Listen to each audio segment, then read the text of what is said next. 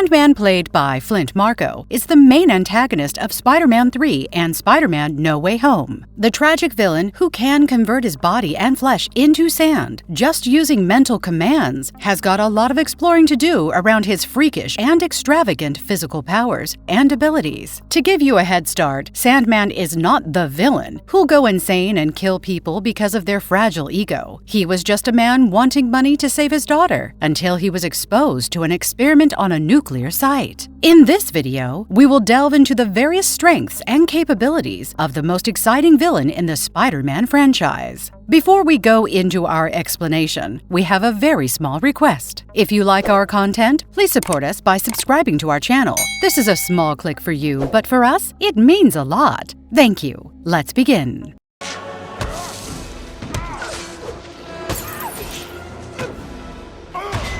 How did Sandman get his incredible powers? In the movie, after robbing a wrestling venue, Marko and his partner Dennis tried to escape by taking Uncle Ben's car.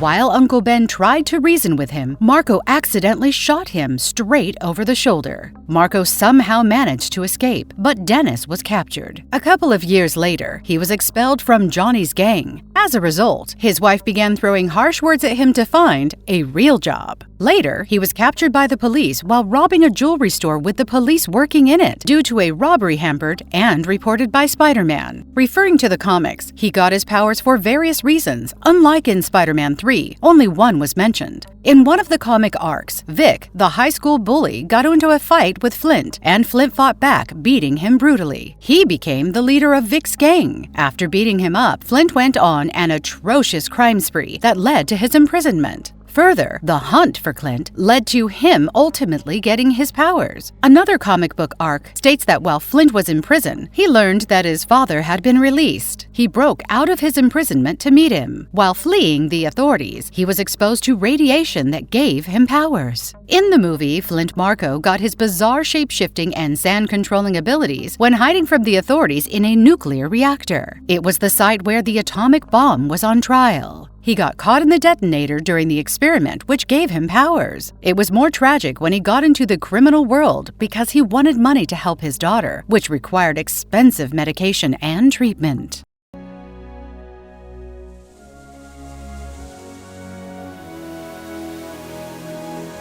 How does Sandman's physical body function? Sandman is capable of transforming his body. He can throw his punches out with a hand shaped like a hammer in various sizes. No, he's not the villain you can cast aside by shooting bullet holes or throwing him off a skyscraper. His body is made of sand, and his mental commands control the sand's density. Sometimes, the sand hand can harden itself like a rock, and other times it might seem like the sand you find on a beach. So we get to see how it was not easy for Spidey to fight the Sandman, as he was just punching a pile of sand. He has manipulative powers which allow him to make the rock and sand particles of the earth disseminate, harden, and add to his body to grow larger. His strength, energy, and fighting capabilities are directly related to the number of sand granules that comprise him. The more sand and rock particles he includes in his formation, the more the powers are fueled. In addition, Sandman can even fly from one place in the world to another just by modifying his body from a person's structure to a sandstorm. The sandstorm ability is interesting. Just imagine! All he needs to do is transform into a sandstorm, suffocate his enemies, and blur their vision to get the upper hand. In Spider-Man 3, while Spider-Man fights him in a truck, you can see how overpowering the sand power can be. In the face-off scene between them on a construction site, Spider-Man's moves are reduced to defend yourself body movements. At the same time, Sandman is having a glorious time, throwing power-packed punches toward Spider-Man. He could mold his hand into precisely the size of Spider-Man's entire body.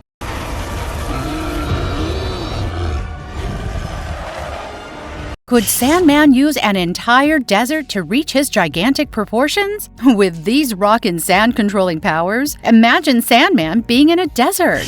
Wouldn't that be mind-wrecking to watch if he could incorporate all the sand particles there? Sandman can significantly create havoc if he were in a desert. Although it has not been shown in the movies, as per one of the incidents in comic books, Ends of the Earth, he controlled the entire desert and was unstoppable. He got the entire Sahara backing him, and there was not enough water in the world to wash him off. He can combine with any volume of sand, be it a desert or a beach. However, no matter how big the Sandman gets, Spider-Man eventually defeats him. Sandman is someone who gains and loses sand. In the books, there is just one conscious grain of sand behind everything. It is just one magic grain of sand telling all the particles what to do and when. When you target that grain of sand, boom! You win! On realizing the fact, he gets punched right in the face by Spider-Man and ends up getting dispersed away.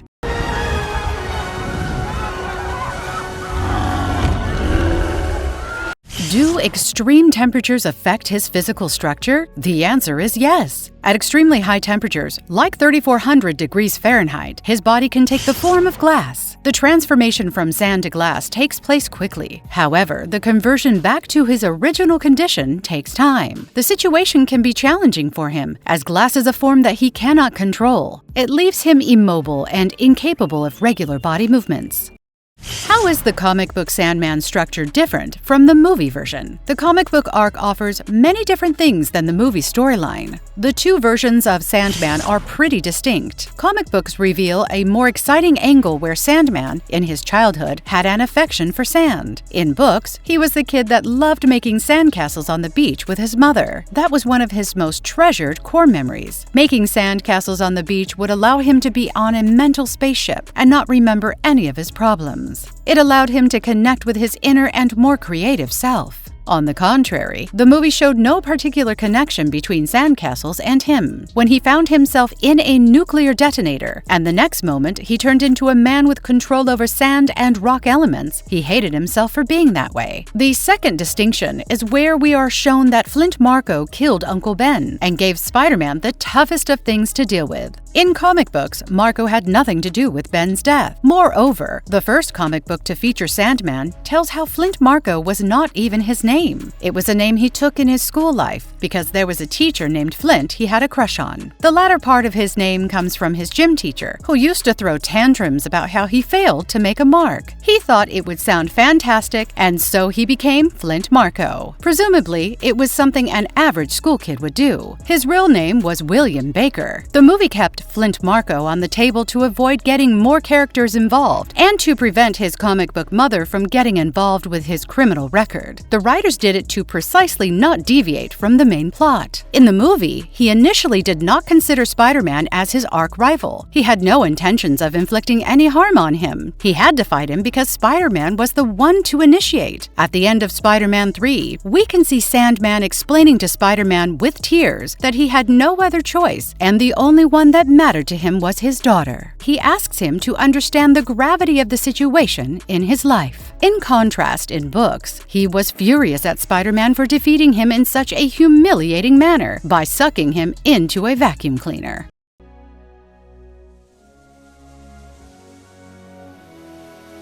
What happens when Sandman combines with water? Sandman has been a recurring character in the Marvel Comics. He too has had many evaluations, where the supreme version of Sandman becomes resistant to water. In the book The Amazing Spider-Man, Sandman and Hydro-Man team up. Hydro-Man finds Sandman in a bar with Sadie. This angers Hydro-Man, and the two fight each other, with Sadie trying to calm them down. Originally, it was Sadie's idea for the two to team up, as together they would create an undefeatable team. While fighting each other, they realize that this ain't buying us anything, and call a truce. Spider-Man tracks down Hydro-Man. Upon finding them, we see the two fighting each other again when Spider-Man intervenes. Then begins the epic battle between the three. The issue that follows the events gives us the most unexpected team-ups. Rising from the Bay were Sandman and Hydro-Man as one. Even though Spider-Man threw himself at the combined figure with all the force of his body, he could not even shake the enormous giant figure standing before him. It illustrated that the combination of the two can overwhelm Spider-Man. In the movie, water is potentially dangerous for Sandman, and the only thing that can destroy him. Unlike the book, the film shows us a scene where Spider-Man can simply throw Sandman into the water to defeat him.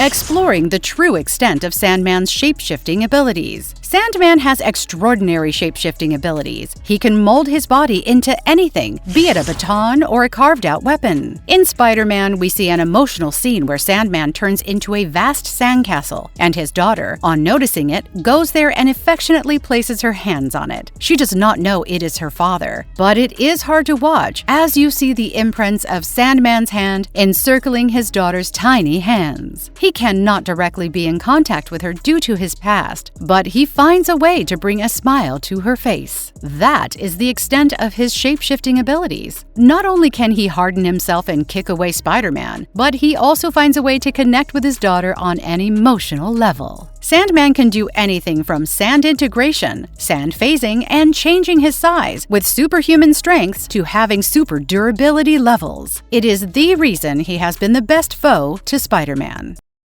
Can Sandman create multiple clones of himself? It would be correct to wonder if Sandman could absorb sand to become more prominent, separate into normal sand, divide it into sections, and then rebuild each pile as a clone of himself. It is possible in the books, Sandman can create clones of himself. In the comic book, Sandman has taken an entire island under his grasp and has taken Kimia under his care by killing off her mother. Upon acknowledging the fact, Spider-Man is off to the island, which gives us another epic face-off between the two. The face-off ends with Spider-Man brewing spiderwebs laced with hydrofluoric acid for him to pass through. As soon as Sandman passes through it, his grains start to dissolve, giving Spider-Man enough time to find the girl. However, the issue ends on a cliffhanger. When Spider-Man is walking away, he encounters multiple clones of Sandman saying, "You see, we have learned some new tricks since the last time we met." In the next issue, with so many Sandman-like clones attacking Spider-Man from all directions, Spider-Man falls short and is eventually captured. The book shows us various distinct and exciting facts about Sandman's abilities. He can even multiply himself and take over his opponent with no added pain or extra effort. Ironically, where Spider-Man is captured is a sandcastle, with Sandman as its king and Kimia as its princess. It is one of the most exceptional moments. The way Sandman has fit his clones at appropriate places is remarkable too. Spider-Man is successfully able to rescue Kimia from the castle, but the moment he breaks out of the sandcastle, the clones run after him and grow large in the number, as if it is a fight scene from The Matrix where Spider-Man is Neo and many clones are Smiths of the movie.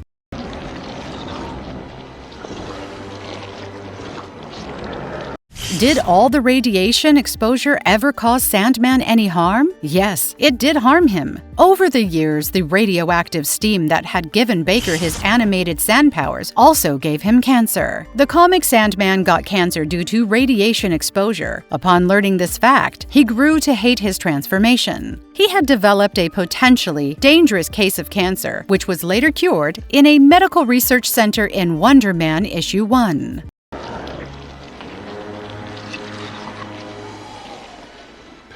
Could Sandman reproduce? Spider-Man Ring comic book marks the first appearance of Mary Jane. She is Peter's late wife. In the comic arc, it has been shown that Mary Jane died due to persistent exposure to radioactive isotopes, as she was physically intimate with him. She got poisoned by radioactivity. He can be seen sitting on Mary Jane's hospital window as she asks him to leave. Her death deeply disturbs him, and he returns from a red and blue costume to Spider-Man's black costume. Can Sandman get his powers from being exposed to an experiment in nuclear bomb testing? Although Flint Marko has a daughter in the movie, while he was human, the same can happen to him. Getting physically intimate with his sand particles-packed body may lead to the death of his significant other, or maybe become the cause of abnormality in his newborn or expected child. The books or the movies have not explored this narrative yet, but it is right to assume that if Sandman tries to reproduce, he could be potentially dangerous.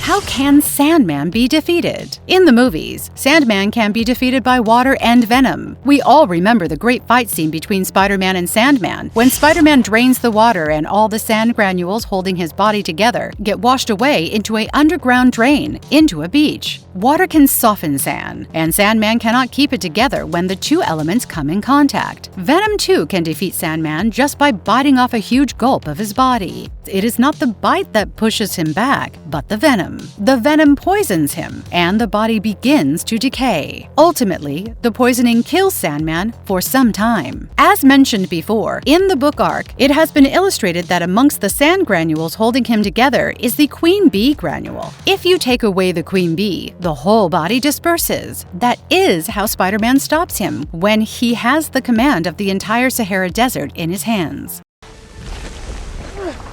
Different Peter. Weird. Thanks.